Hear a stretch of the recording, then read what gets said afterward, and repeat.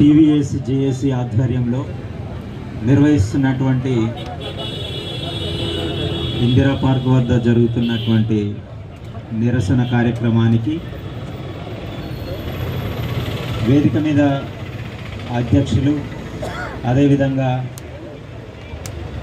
తెలంగాణ విద్యుత్ సంస్థల కీలకమైన యూనియన్ల నాయకులు వజీర్ గారు, ఈశ్వరరావు గారు, నాగరాజు గారు, నరేందర్ గారు, ఎల్లయ్య గారు, వేదిక మీద ఉన్న మిగతా మిత్రులందరికీ, ఇక్కడికి విచ్చేసినటువంటి నా విద్యుత్ ఉద్యోగులందరికీ పేరు పేరున వెరీ గుడ్ ఆఫ్టర్నూన్, జై భీమ్. సో ఈ పోరాటం ఈ రోజుతోటి ఆగిపోయేది కాదు, ఈరోజు సమస్య తీరేది కాదు.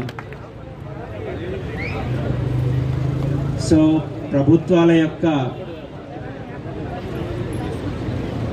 అంటే ఇంట్రెస్ట్ ఏ విధంగా ఉంటుంది అంటే ఈ ప్రభుత్వమే కాదు, ఏ ప్రభుత్వమైనా కానీ, అంటే గత కొన్ని దశాబ్దాలుగా ఈ దేశంలో ముఖ్యంగా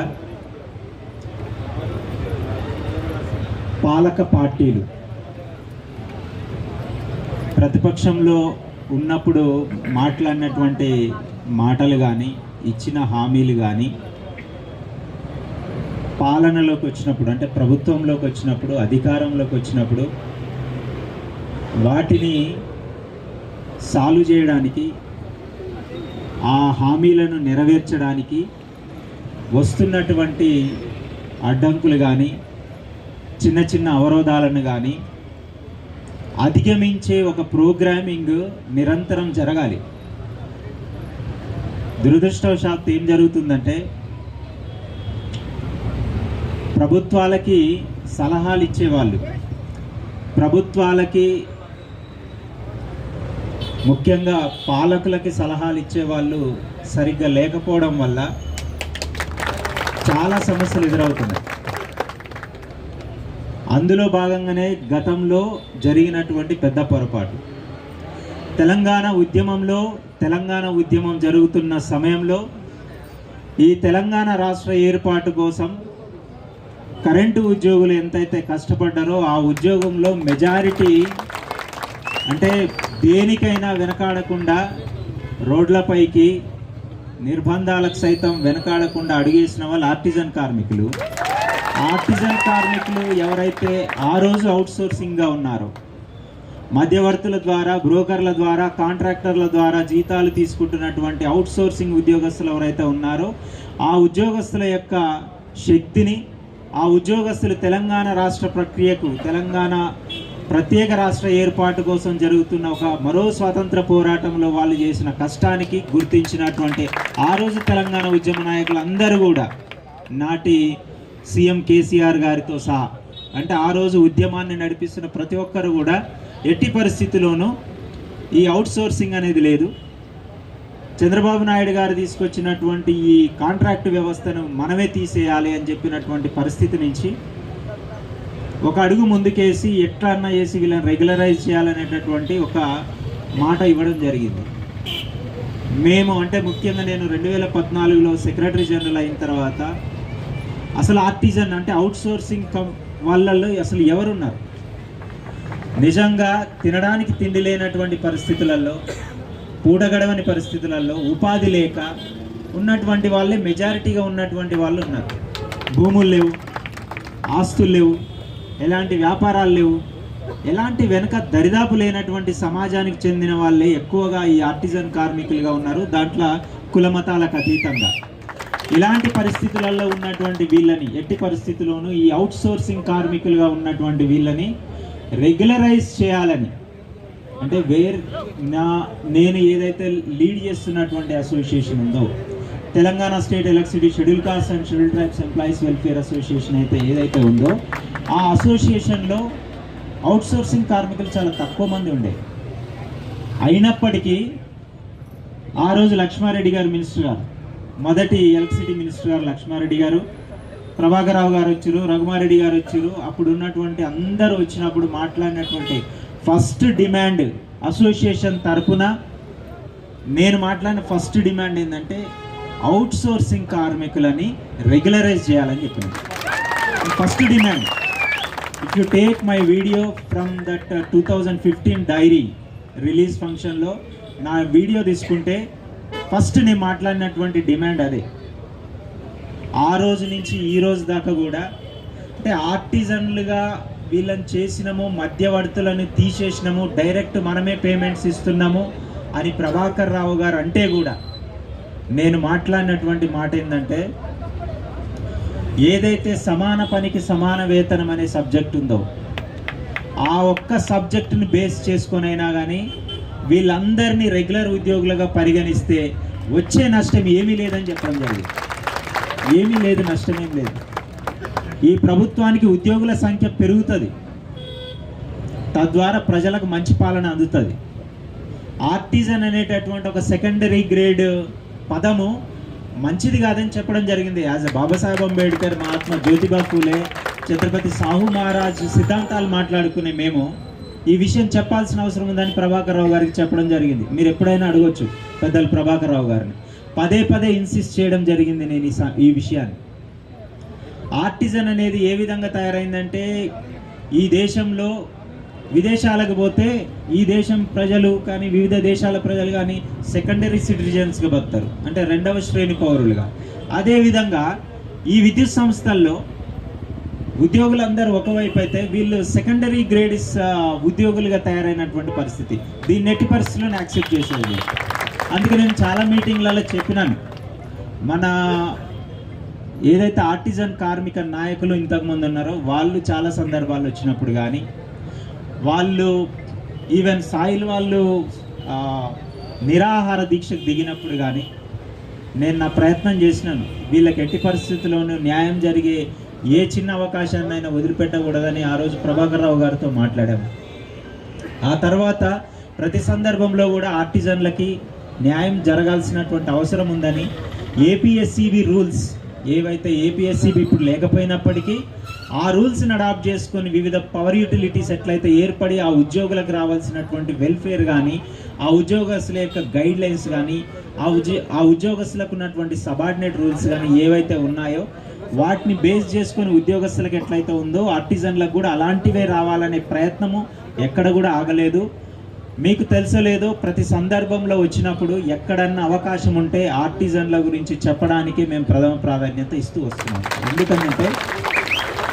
ఎందుకంటే ఉద్యోగస్తుడు as an assistant divisional engineer where I work at Mokila sub division, there are almost 20 to 30 artisan వాళ్ళు ఉంటారు. సో జనరల్గా పని ఇచ్చే విధానంలోనే, పని చేయించుకునే విధానంలోనే మాకు అర్థమవుతా ఉంది ఆర్టిజన్ కార్మికుడి యొక్క కష్టం ఏంటిది, ఆర్టిజన్ చేసేటటువంటి సేవ ఏంటిది. ఈ సంస్థకి ఇన్ని సంవత్సరాలుగా సేవ చేసినటువంటి ఆర్టిజన్ కార్మికుడు రిటైర్ అయ్యే సమయానికి ఇన్ని సంవత్సరాలు నా తల్లిలా భావించినటువంటి ఈ సంస్థకు సేవ చేస్తే నాకు ఏమొచ్చిందిరా బాబు అనే పరిస్థితులల్లా ఏ ఉద్యోగి కూడా ఉండకూడదు. అది ఆర్టిజన్ కార్మికుడు, ఎంతో సేవ చేసిన ఆర్టిజన్ కార్మికుడు అసలే ఉండకూడదనే ప్రయత్నమే నిరంతరం చెప్తూ వచ్చినాం. నాటి ప్రభుత్వంలో సీఎం గారిని కలవలేని అవకాశం కలవగలిగే అవకాశం దొరకలే. అందరము 13,000 పోస్టులు శాంక్షన్ అయినవి. కార్మికులందరినీ, అవుట్సోర్సింగ్ కార్మికులందరినీ రెగ్యులరైజ్ చేసినామని చెప్తే అందరం ప్రగతి భవనం పోయినాం, పాలాభిషేకాలు చేసినాం. సరే, మధ్యలో ఉన్న దళారీ వ్యవస్థ పోయింది, డైరెక్ట్ జీతాలు అందుతున్నాయనే ఒక తృప్తి తప్పించి జీవన ప్రమాణాలు పెరిగిన ఏ ఒక్క సందర్భం కూడా లేదు ఈ ఆర్టిజన్లకు. ఇది నేను క్లియర్గా చెప్పినాను. ఆ రోజు నుంచి ఈ రోజు వరకు అదే చెప్తున్నాను. ఎట్టి పరిస్థితుల్లోనూ రెగ్యులర్ ఉద్యోగుల వలె ఆర్టిజన్ కార్మికులకు రావాల్సినటువంటి ప్రతి న్యాయమైన హక్కు కోసం నేను మీతో పాటు ఉంటాను. దాంట్లో ఎలాంటి సందేహం కూడా లేదు. రిటైర్ అయ్యే సమయానికి ఒక ఏజ్, గత ప్రభుత్వం 61 సంవత్సరాలు చేసింది. 61 సంవత్సరాలు చేసిన తర్వాత ఇప్పుడు చాలామంది ఉద్యోగస్తులు రిటైర్ అవుతున్నారు. ఆర్టిజన్ కార్మికులు కూడా రిటైర్ అయ్యే సమయానికి ఇంత సేవ చేసిన ఈ ఉద్యోగ సంస్థ ద్వారా వాళ్ళకు రావాల్సినటువంటి లబ్ధి జరగాల్సిందే. మీకు తెలుసో లేదో, ఈ దేశంలో మెజారిటీ ప్రజలు కష్టపడితే కొద్దిమంది అనుభవిస్తూ ఉంటారు. ఇది ఈ దేశ చరిత్ర. ఇది ఈరోజు చరిత్ర కాదు, ఇది వేల సంవత్సరాలుగా జరుగుతున్న చరిత్రే. కొద్దిమంది ఏ కష్టం లేకుండా ఈ దేశంలో సంపాదన వాళ్ళ దగ్గర ఉంటుంది. మెజారిటీ వాళ్ళు ఇంత కష్టపడుతున్నా కానీ వాళ్ళ దగ్గర ఏమీ ఉండదు. ఇదే అన్ని వ్యవస్థలకి, అన్ని డిపార్ట్మెంట్లకి, అన్ని రంగాలకు కూడా ఇదే అనువర్తింప చేసుకోవాలి. కొత్తదేం లేదు ఈ చరిత్ర. ఎలక్ట్రిసిటీ డిపార్ట్మెంట్లో కొత్తగా ఏం జరగడం లేదు. ఈ దేశంలో ఉన్న చరిత్రే జరుగుతుంది. అందుకే ఆ రోజు నుంచి ఈ రోజు దాకా ప్రతి సందర్భంలో అవకాశం వచ్చిన చోట ఇది రాజ్యాంగ విరుద్ధమైనది, ఇది కరెక్ట్ కాదు అని ఏ సమస్య అనిపించినా, ఏ విషయం అనిపించినా కానీ యాజమాన్యానికి చెప్పడం జరిగింది. యాజమాన్యం ద్వారా ప్రభుత్వానికి, ప్రభుత్వ పెద్దలకు, ముఖ్యంగా సీఎం గారికి ఇన్ఫర్మేషన్ ఇవ్వండి అని చెప్పడం జరిగింది.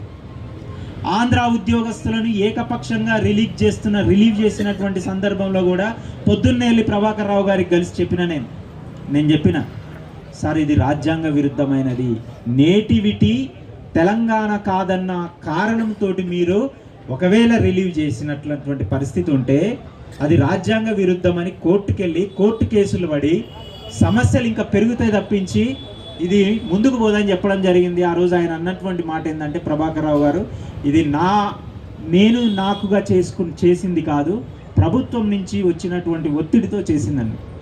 ఏమి జరిగింది? అనాలోచితమైనటువంటి ఒక ప్రోగ్రామ్ తోటి ఏం జరిగింది? దాదాపు 1000 కోట్ల రూపాయల జీతాలు కూర్చోబెట్టి ఇవ్వాల్సినటువంటి పరిస్థితి. ఎంత దుర్మార్గం అది! అరే చిన్న కలెక్షన్ 1000 రూపాయలు కలెక్షన్ చేయలేదు, 1,00,000 చేయలేదు అని చెప్పి మనకిచ్చినటువంటి టార్గెట్స్ని సరైన సమయానికి చేయలేదని, ట్రాన్స్ఫార్మర్ ఫెయిల్ అయితే నువ్వు రెస్పాన్సిబుల్ అని, లేకపోతే థెఫ్ట్ కేసులు బుక్ చేయకపోతే నువ్వు రెస్పాన్సిబుల్, ఒక్కొక్కరికి ఒక రెస్పాన్సిబిలిటీ ఫిక్స్ చేసి ఒక ఉద్యోగస్తుడికి చేయాల్సినటువంటి అన్ని రెస్పాన్సిబిలిటీస్ ఇచ్చినటువంటి యాజమాన్యం కూర్చోబెట్టి జీతాలు ఇచ్చేటటువంటి ఒక దుర్మార్గపు ఆలోచన ఎట్లొచ్చింది అంటే సరిగ్గా ఆలోచించకపోవడం వల్ల, ఏదో లోపల ఇంటెన్షన్స్ ఉండడం వల్ల. అదే చివరికి ప్రతి సమస్యకు కారణమైంది.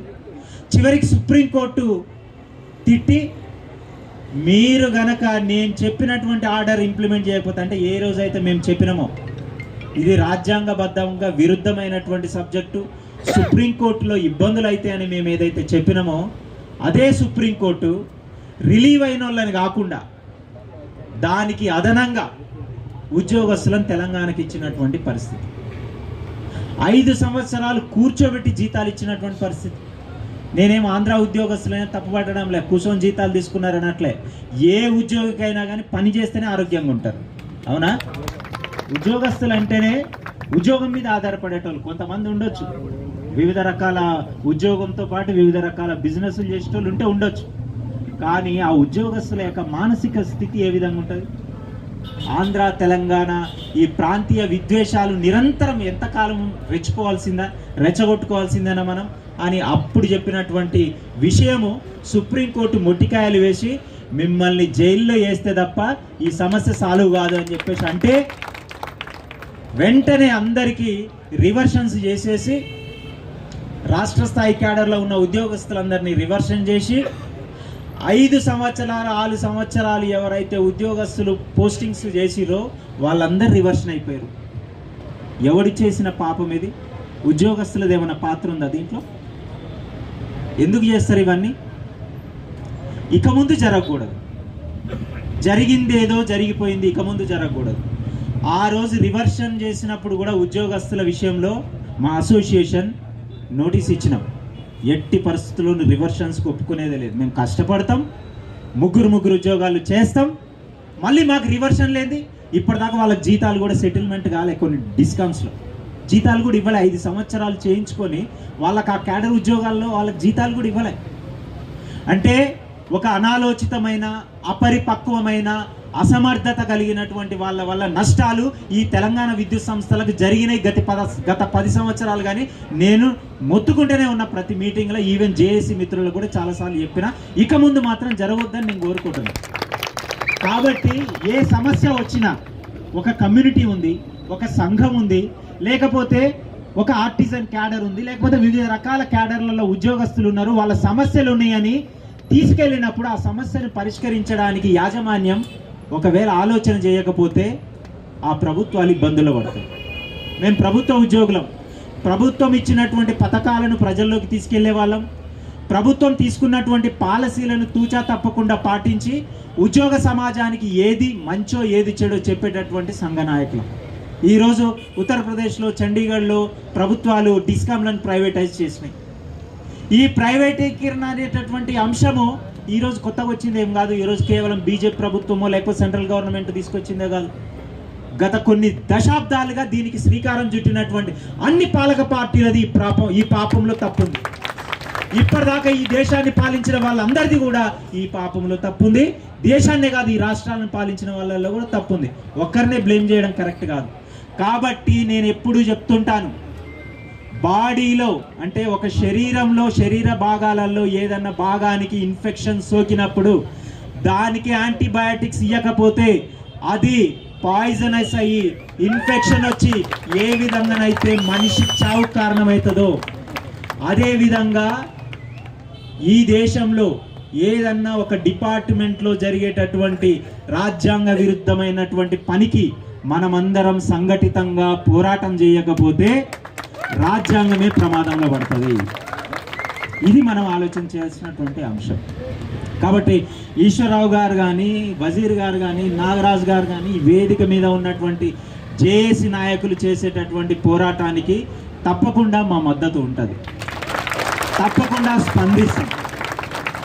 ఎందుకనంటే ఈ దేశంలో ఏ కులం ఎంత వాటా ఉంటే, ఏ జనాభా ఎంత వాటా ఉంటే వాళ్ళకు అవకాశాలలో, అభివృద్ధిలో, అన్నిట్లలో కూడా వాళ్ళకంత వాటా దక్కాలనేటువంటి డాక్టర్ అంబేద్కర్, మహాత్మా జ్యోతిబా పూలే, ఛత్రపతి సాహు మహారాజుల యొక్క సిద్ధాంతం మాట్లాడేటటువంటి మేము ఈ తెలంగాణ విద్యుత్ సంస్థల యొక్క, ఈ తెలంగాణ రాష్ట్రం యొక్క అభివృద్ధిలో కూడా ఆర్టిజన్ల యొక్క వాటా వాళ్ళకి చెందాల్సిందే అని చెప్పడంలో మేమున్నాం. దాంట్లో ఏ కులమైనా ఉండొచ్చు, ఏ మతమైనా ఉండొచ్చు, అసలు దానికి సంబంధం లేని అంశం. అందుకే బాబాసాహెబ్ అంబేద్కర్ చాలా క్లియర్గా చెప్తాడు, ఈ దేశంలో లేబర్ మూవ్మెంట్ కరెక్ట్గా ఉంటే ప్రభుత్వాలు కరెక్ట్గా ఉంటాయి అంటాడు. లేబర్ మూవ్మెంట్ సరిగ్గా లేకపోవడం వల్లనే ప్రభుత్వాలు అట్లున్నాయని చెప్తాడు. నేనైతే బలంగా నమ్ముతున్నాను, లేబర్ మూవ్మెంట్ అంటే దీంట్లో ఉద్యోగస్తులు అందరూ వస్తారు. లేబర్ అని అంటే కష్టపడి పోలెక్కేవాడు మాత్రమే లేబర్ కాదు, ఎవ్రీ ఉద్యోగి కూడా లేబరే. అందుకే బాబాసాహెబ్ అంబేద్కర్ పెట్టినటువంటి ఇండిపెండెంట్ లేబర్ పార్టీ, ఆయన కార్మికులకు ఇచ్చినటువంటి ప్రతి హక్కు మేము ప్రతి సందర్భంలో చెప్తున్నాం. 14 గంటల యొక్క పని గంటలని 8 గంటలకు తగ్గించినటువంటి మెఘాజీ నారాయణరావు లోకాండే ఎవరైతే మహాపురుషుడు ఉన్నాడో ఆ మహాపురుషుడు చేసినటువంటి పోరాటం మహాత్మా జ్యోతిబా పూలే యొక్క శిష్యుడు. ఈ పోరాటాలన్నీ కూడా పుణికిపుచ్చుకుని వాటిని అవగాహన తెచ్చుకొని కార్మిక లోకానికి మంచి జరగాలనేటటువంటి నిరంతర మా ప్రయత్నంలో ఎక్కడ కూడా తేడాలు ఉండవు. దాని విషయంలో నాకు గత 2-3 రోజులుగా ఈ మీటింగ్ మీరు రావాలని ఫోన్లు చేస్తున్నప్పటికీ కూడా దీని పట్ల ఒక అధ్యయనం చేయాల్సినటువంటి అవసరం ఉందని నేను పదే చెప్తున్నాను. ఇప్పుడు ఈశ్వరరావు గారితో కూడా మాట్లాడినటువంటి విషయాలు అవే. సరైన లాబింగ్ చేయాల్సినటువంటి అవసరం అయితే ఉంది. డిప్యూటీ సీఎం గారు వారితో పాటు సీఎం గారి దాకా ఈ విషయాన్ని తీసుకెళ్లాల్సినటువంటి అవసరం ఉంది. దయచేసి మీ ఆర్టిజన్ కార్మికులకు, సంఘ నాయకులకు, వివిధ హోదాలలో ఉన్న ప్రతినిధులందరికీ నేను చేసే రిక్వెస్ట్ ఏంటంటే, దయచేసి ఇతర యూనియన్లను లేకపోతే యూనియన్ల నాయకులను మీరు తప్పుగా భావించి నిరంతరం ఆయా గ్రూపులలో చేసేటటువంటి డిస్కషన్స్ మీరు బంద్ చేయాలి. ఇది గుర్తుపెట్టుకోండి. ఓకే, ప్రతి యూనియన్ ఆ యూనియన్లో ఉన్నటువంటి సంఘ సభ్యుల యొక్క సంక్షేమమే ప్రధానంగా వాళ్ళ ఎజెండాగా పెట్టుకుంటారు. వ్యక్తిగత ఎజెండాలు పెట్టుకుంటే ఆ సంఘం కొలాప్స్ అవుతుంది, మీరే చూస్తారు. సో కాబట్టి ట్రేడ్ యూనియన్ల నాయకుల నుంచి మీకు ఏదైనా అభ్యంతరకరమైన లేకపోతే మీకు అగెన్స్ట్గా ఏమైనా వస్తే వాటికి వెంటనే స్పందించి మీరు గ్రూపులలో చేసేటటువంటిది, నేను చాలా గ్రూపులలో ఉన్నా, మీకు తెలుసలేదు, మీ ఆర్టిజన్ గ్రూపులలో చాలా వాటిలలో ఉన్నా, దయచేసి అది బంద్ చేయండి. పోరాటాలు అలా కాదు చేసేది. ఈ దేశ బిడ్డలుగా మనకు పోరాటాలు కొత్త కాదు, అసలు నిరంతరం మన జీవితాలు పోరాటమేనండి. ఈరోజు ఈ సమస్య అయిపోయిందని అంటే మొత్తం సమస్యలు అయిపోయినట్లేనా? 100% కాదు, మళ్ళీ రేపు ఇంకో సమస్య ఉంటుంది.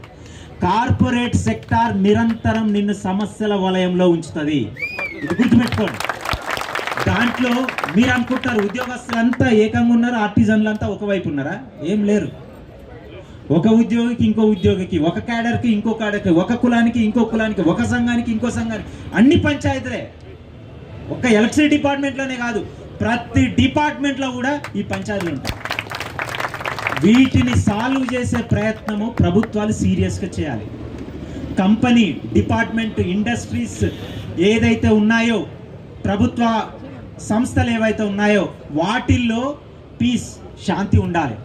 వాటిల్లో అందరూ కూడా స్వేచ్ఛగా పని చేసుకునేటటువంటి, ఎలాంటి విషయాల గురించి ఆలోచించకుండా కేవలం ప్రభుత్వాల యొక్క పథకాలను, పాలసీలను ప్రజల్లోకి తీసుకెళ్లే విధంగానే మైండ్ సెట్ ఉండే విధంగా అంత పీస్ఫుల్గా ఉద్యోగి యొక్క జీవితం ఉండాలి. ఉందా?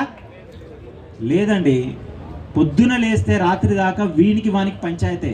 ఆ పంచాయతీ పెట్టి పనిలో యాజమాన్యాలు ఉన్నాయి. గత 10 సంవత్సరాలుగా ఇది జరిగింది. ఇక ముందు జరగొద్దని మేము కోరుకున్నాం. జరగొద్దనంటే ఇది సీరియస్గా ఆలోచన చేయాల్సినటువంటి విషయం. ఎవరైనా ఉన్నారంటే అది ప్రభుత్వం పెద్దగా ముఖ్యమంత్రి గారు ఇది ఆలోచన చేయాలి. గత ప్రభుత్వంలో జరిగినటువంటి తప్పును సరిచేసే ఒక అవకాశం దొరికింది.